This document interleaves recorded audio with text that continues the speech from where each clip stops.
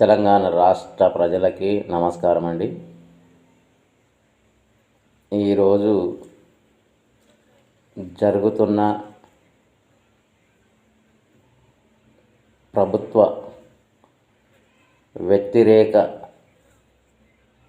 ప్రజా వ్యతిరేక విధానాలను అవలంబిస్తున్నటువంటి ప్రభుత్వ పాలకుల తీరు మనం ఒక్కసారి చూసినట్లయితే ఈరోజు ఉన్నటువంటి పరిస్థితుల్లో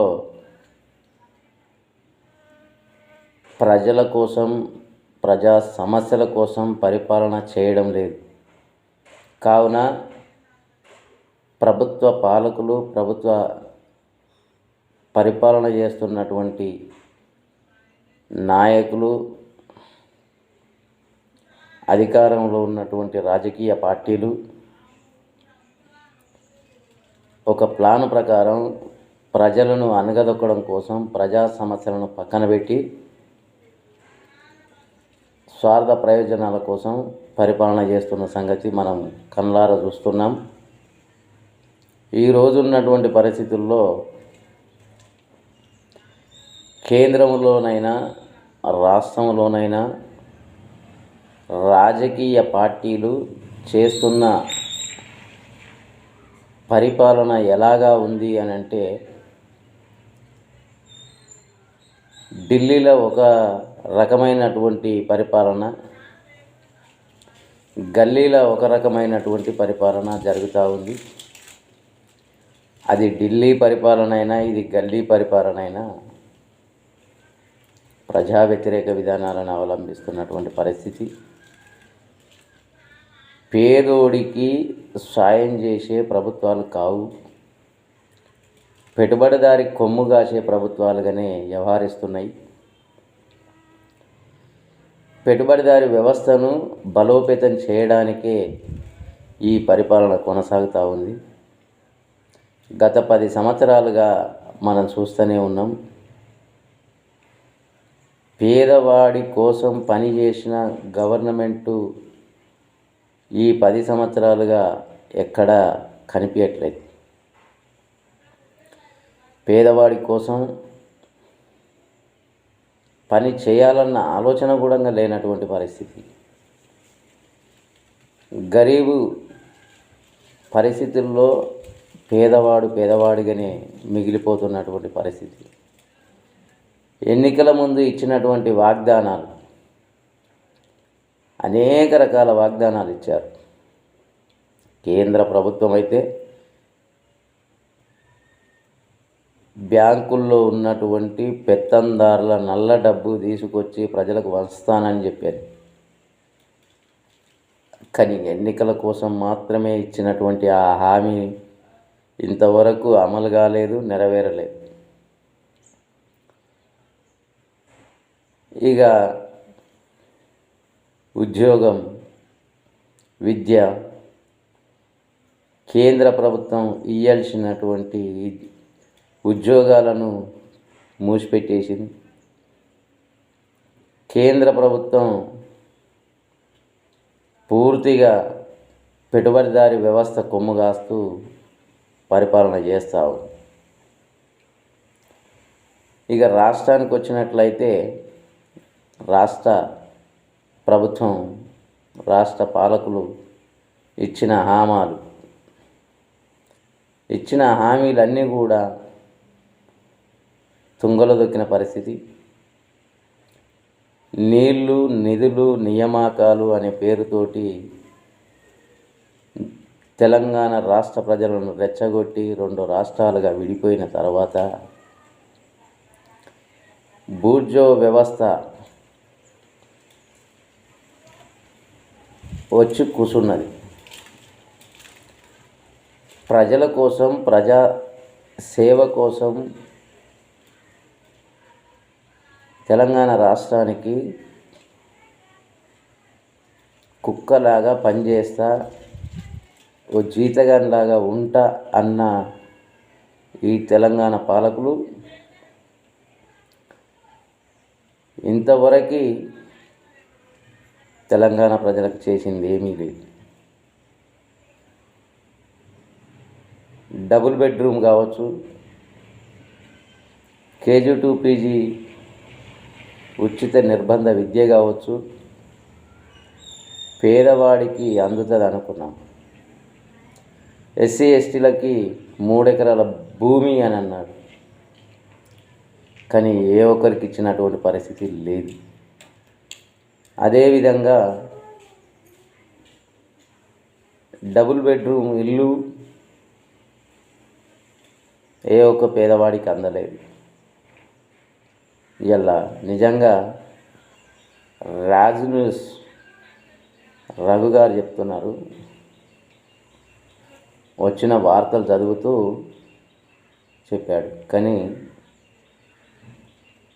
ఇది రఘు గారికి తెలుసు తెలియదో కానీ కేంద్రంలోనైనా రాష్ట్రంలోనైనా పొత్తు కాదు, మ్యాచ్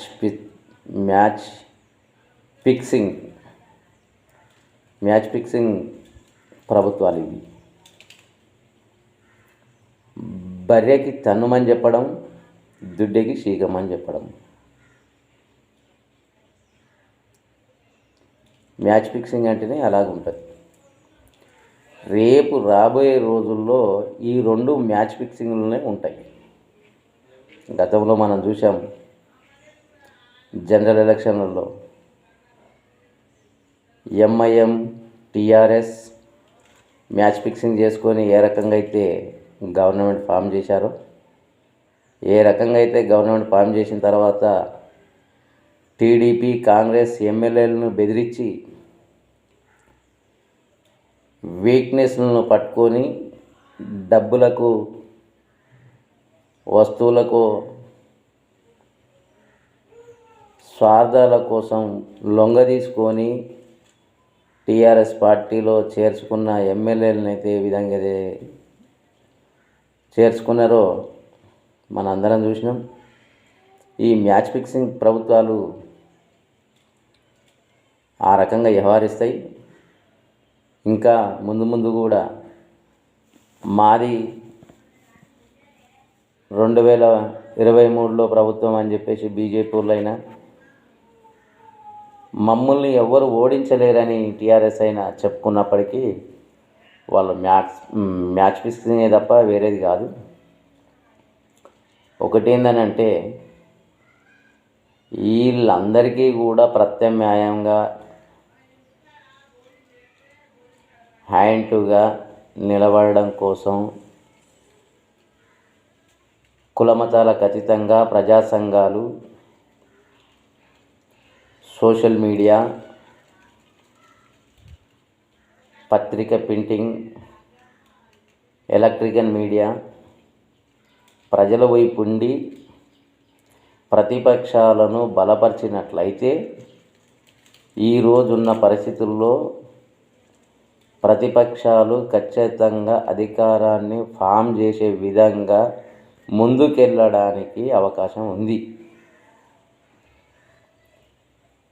అందుకు గాను ఈ మ్యాచ్ ఫిక్సింగ్ అనేది ఏదైతే లోపలంగా ఒక మాట బయట ఒక మాట మాట్లాడుతున్న బీజేపీ టీఆర్ఎస్లకు గుణపాఠం చెప్పాలని అంటే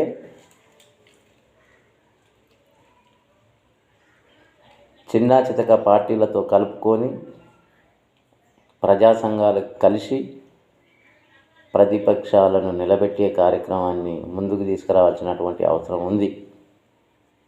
ఎందుకు అనంటే నేను ఒక సామాన్య వ్యక్తిగా చెప్తున్నాను, నేనే రాజకీయ పార్టీ కూడా కాదు.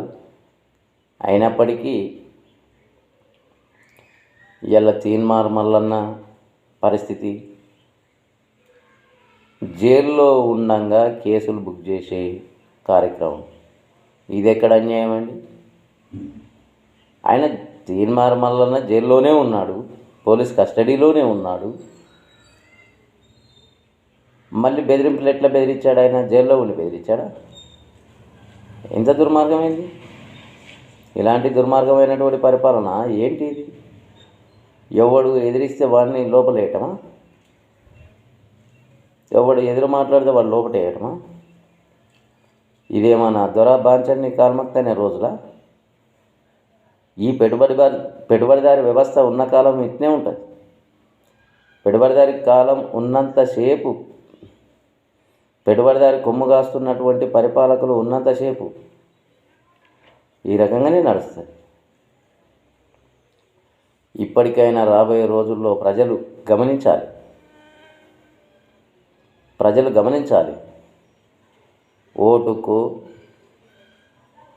ఓటు కోసము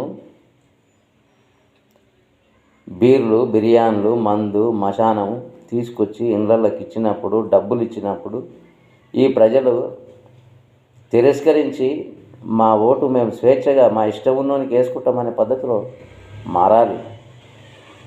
మారినప్పుడు ఈ పెట్టుబడిదారి వ్యవస్థ కుప్పగూలుతుంది.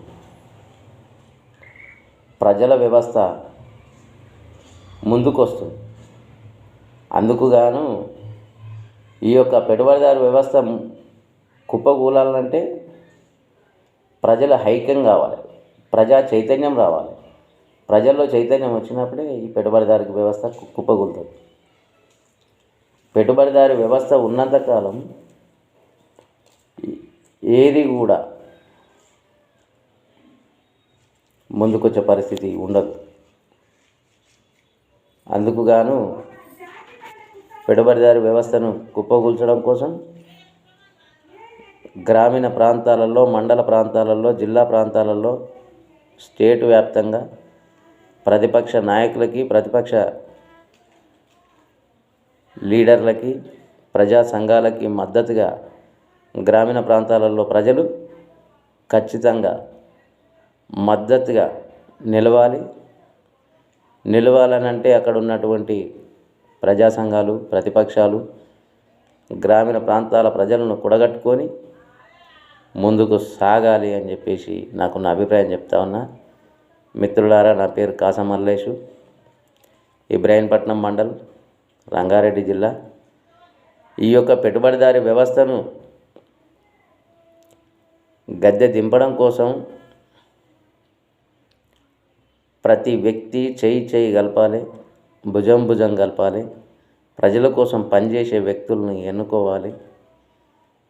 ప్రజాసేవకు అంకితమయ్యేటువంటి భావాలు కలిగినటువంటి వ్యక్తులకు పట్నం కట్టాలి, నిలదీయాలి, పని చేయించుకోవాలి. డబ్బులకు అమ్ముడు పోయిన తర్వాత, ఓటును డబ్బులకు అమ్ముకున్న తర్వాత నోరిప్పి అడిగితే గిట్లనే ఉంటుంది. జనాలలో చైతన్యం వచ్చేంత వరకు గిట్లనే ఉంటుంది. ఓటుకు 5,000, 4,000, 3,000, 2,000. నిన్నగాక మొన్న చూసినాం, గత సొసైటీ ఎన్నికలలో ఓటుకు 20,000, మున్సిపాలిటీ ఎలక్షన్లలో చూసినాం ఓటుకు 5,000. అవసరమా? ఈ పెట్టుబడిదారి ఇవ్వకపోతే ఆ పూటకు మనం తినకపోతే చచ్చిపోతామా? అది గమనించాలి. గమనించకుండా మార్పు రాదు. కాబట్టి ఈ ఓటుకు ఇచ్చే లంచం, తాపే మద్యాన్ని, బీర్లు, బిర్యానీ, కోటర్లను, డబ్బులను దూరం చేసుకొని స్వేచ్ఛగా మన ఓటు మనకు పేదల పక్షాన నిలబడి పరిపాలన చేసే వ్యక్తులకు ఓట్లు వేసుకున్నప్పుడే ప్రజల కోసం పనిచేస్తారు. ఈ లంచం తీసుకొని ఓట్లు వేసినంత కాలం బానిసలుగానే బతకవలసిన పరిస్థితి ఈ దేశంలో కానీ రాష్ట్రంలో కానీ ఉంటుంది. అందుకు బీజేపీ గురించి మనకు తెలుసు. గతంలో కూడా చూసినాం, ఉమ్మడి ఆంధ్రప్రదేశ్లో టీడీపీతో పొత్తు పెట్టుకున్నారు. మనకు తెలియదా? తెలుసు. రేపు బిరుగా అయితే టీఆర్ఎస్తో కూడా పొత్తు పెట్టుకొని మ్యాచ్ ఫిక్సింగ్లో పరిపాలన చేసే విధంగా ఉంటారు. మొన్న కూడా చూసినాం, ఆంధ్రలో ఆంధ్ర ఏర్పడ్డ తర్వాత మ్యాచ్ ఫిక్సింగ్ పెట్టుకోలేదా? టీడీపీతో పెట్టుకున్నారు. ఇవాళ జగన్తో కూడా అసెంబ్లీలో పొత్తు లేకపోయినా పార్లమెంట్లో మాత్రం మద్దతు పెట్టుకున్నారు. ఇవాళ నేను అంటున్నా, తెలంగాణ రాష్ట్ర ప్రభుత్వం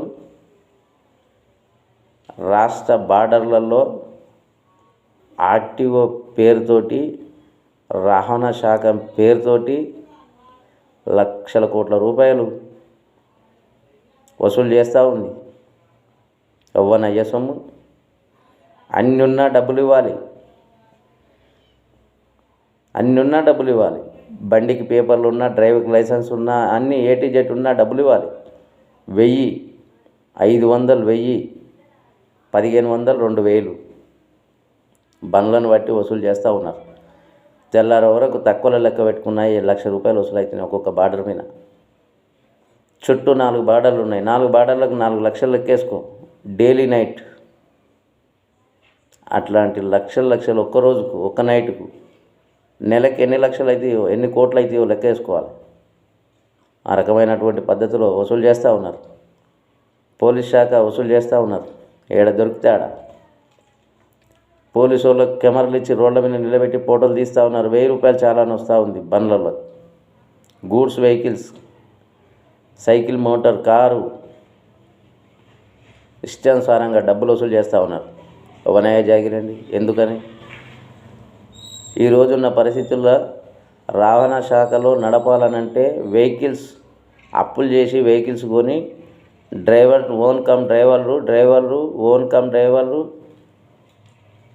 ఓనర్లు తలలు పట్టుకుంటున్న పరిస్థితి కనిపిస్తుంది. లక్షల కోట్ల రూపాయలు లంచాలు కట్టలేక చచ్చిపోతున్నారు. 10 రోజులకు ఒక ట్రిప్ దొరికితే కిరాయి పెరిగేది లేదు. డీజిల్ రేటు ఎన్నడూ లేని విధంగా 100 రూపాయలు ఇవ్వాలి.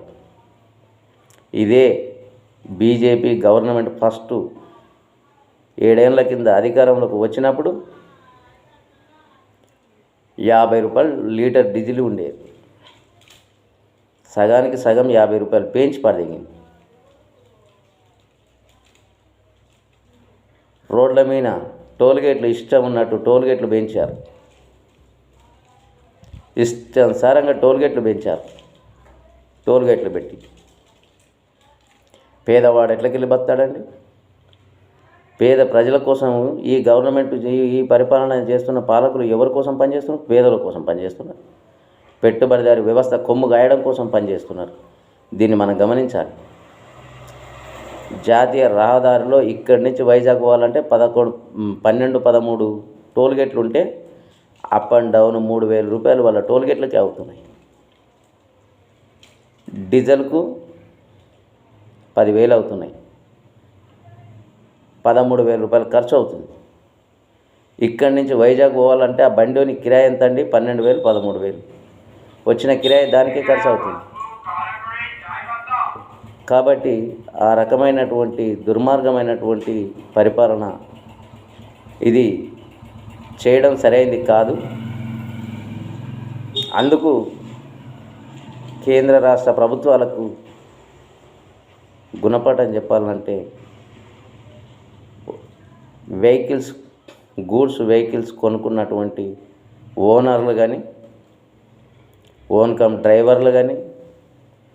డ్రైవర్లు కానీ గుణపాఠం చెప్పాలి. ఒక ట్రిప్కు డ్రైవర్ను తోలిస్తే 2400.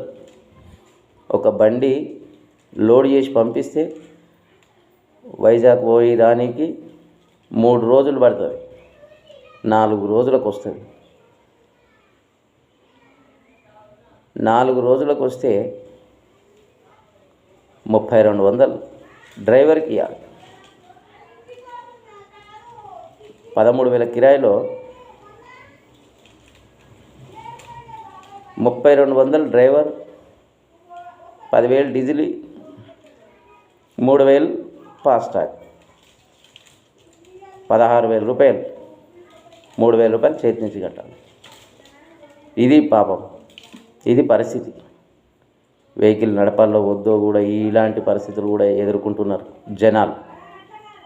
రైతులు అనేక ఇబ్బందులు పడుతూ ఉన్నారు. కూలీలు అనేక ఇబ్బందులు పడుతూ ఉన్నాడు. పేదవాడు అనేక ఇబ్బందులు పడుతూ ఉన్నాడు.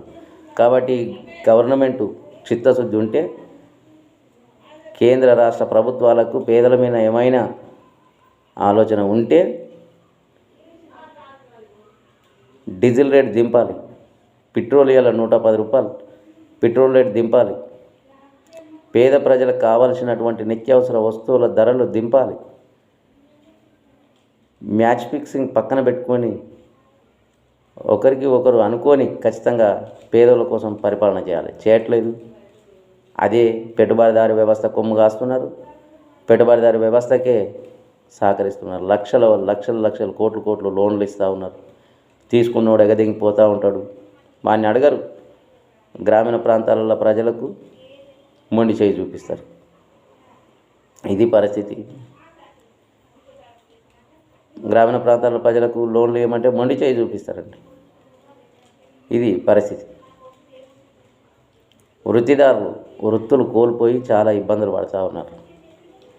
వ్యవసాయ కూలీలు దొరకక ఇబ్బందులు పడుతూ ఉన్నారు. అసంఘటిత కార్మికులు ఏం చేయాలనో అర్థం కాలేని పరిస్థితిలో ఉన్నారు. తోపుడు బండ్ల కార్మికులు, రిక్షా కార్మికులు, అనేక రకాల ఇబ్బందుల్లో ఉన్నటువంటి పరిస్థితి. ప్రజా సమస్యలు పరిష్కరించడంలో కేంద్ర రాష్ట్ర ప్రభుత్వాలు పూర్తిగా విఫలమైనవి. రేపు రాబోయే రోజుల్లో ఖచ్చితంగా ఇలాంటి ప్రభుత్వాలను గద్దె దింపడం కోసం పేద ప్రజలంతా ఏకం కావాలి. ఇవాళ రాజ్న్యూస్ రఘు గారు మాట్లాడింది పేదల కోసం. ఇలా ఆర్టీసీ కార్మికుల సమస్యల పరిష్కారం చూస్తే ఎట్లా ఉంది? ఇప్పటివరకు జీతాలు ఇవ్వలేదని అంటే ఆయన అయ్యా జాగిరా ఆయన ఇంట్లోకి వెళ్ళి ఇస్తున్నాడా? కానీ ఇయ్యరు. అంటే అనేక రకాల గ్రామీణ ప్రాంతాల ప్రజలకైనా పట్టణ ప్రాంతాల ప్రజలకైనా రాష్ట్ర వ్యాప్తంగా దేశవ్యాప్తంగా అనేక రకాల ఇబ్బందులు జరుగుతూ ఉన్నాయి. 8 నెలలండి అన్నదాతలు ఢిల్లీలో నిరసన దీక్షలు చేయబట్టి పట్టించుకునే పరిస్థితి లేదు. ఈ మోడీ ప్రభుత్వం ఎవరి కోసం పనిచేస్తుంది? పెట్టుబడిదారి కోసం పనిచేస్తుందా? పేదోని కోసం పనిచేస్తుందా? రైతు లేని రాజ్యం లేదన్నటువంటి ప్రధానమంత్రి రైతులు ఇంత ఇబ్బందులు పడి 8 నెలల నుంచి నిరసన దీక్షలు చేస్తుంటే చర్చలకు పిలిచే శక్తి లేదు. ఎవరి కోసం పనిచేస్తున్నారు? వీళ్ళు పెట్టుబడిదారి వ్యవస్థ కోసం పనిచేస్తున్నారు. ఇది మనం గమనించాలి. ఇది మ్యాచ్ ఫిక్సింగ్ మనకు కనిపిస్తూనే ఉంది. ఆంధ్రలోనైనా తెలంగాణలోనైనా సెంట్రల్ గవర్నమెంట్తో పెట్టుకున్నటువంటి ఫిక్సింగ్. ఇటువంటి దుర్మార్గులకు బుద్ధి చెప్పే రోజులు దగ్గరనే ఉన్నాయి. రాబోయే రోజులలో ఖచ్చితంగా ప్రతిపక్షాలకి పేదవాడి కోసం కొట్లాడేటువంటి పార్టీలకి మద్దతుగా నిలబడుతూ ప్రజల్లో నాయకుడిగా ఎన్నుకుంటే ప్రజలకు సేవ చేస్తాడని చెప్పేసి నాకున్న అభిప్రాయం తెలియజేస్తూ ఉన్నా. ఇలా తీన్మార్ మల్లన్న నోరిప్పినంత మాత్రాన తీన్మార్ మల్లన్నను జైల్లో వేశారు. సిగ్గుసేటు. ఒక రిపోర్టర్ని జైల్లో వేయటం. రిపోర్టర్ ఉన్నది ఎందుకు? అధికారుల మధ్యన ప్రజల మధ్యన ప్రభుత్వాల మధ్యన మధ్యవర్తిత్వం నడపడం కోసం ఉంటాడు. అటువంటి జర్నలిస్టులను ముక్కుసూటిగా మాట్లాడే జర్నలిస్టులను జైల్లో పెడతారా? ఇది పరిపాలన? సిగ్గుమలిన పరిపాలన ఇది. మధ్యవర్తిత్వం లేకుండా, ప్రతిపక్షం లేకుండా ఎవరిష్టం ఉన్నట్టు వాళ్ళు చేసుకోవడానికి ఇది రాజ్యాంగంలో ఎక్కడ కూడా రాసింది కాదు. డాక్టర్ బిఆర్ అంబేద్కర్ రాసిన రాజ్యాంగాన్ని ఉల్లంఘిస్తూ పరిపాలన చేస్తున్నటువంటి కేంద్ర రాష్ట్ర ప్రభుత్వాలకి గుణపాఠం చెప్పాలని చెప్పేసి ప్రజలను కోరుకుంటూ, నా పేరు కాసం మల్లేషు, గ్రామం దండమేర, మండలి ఇబ్రాహీంపట్నం, రంగారెడ్డి జిల్లా. మీకేమైనా డౌట్స్ ఉంటే, నేను మాట్లాడిన దాని మీద ఏమన్నా వ్యతిరేకత విరుద్ధం అనిపిస్తే నా నెంబర్కి ఫోన్ చేయండి, నేను సమాధానం చెప్తా. నా నంబర్ 9515822176. థ్యాంక్స్ మిత్రులారా.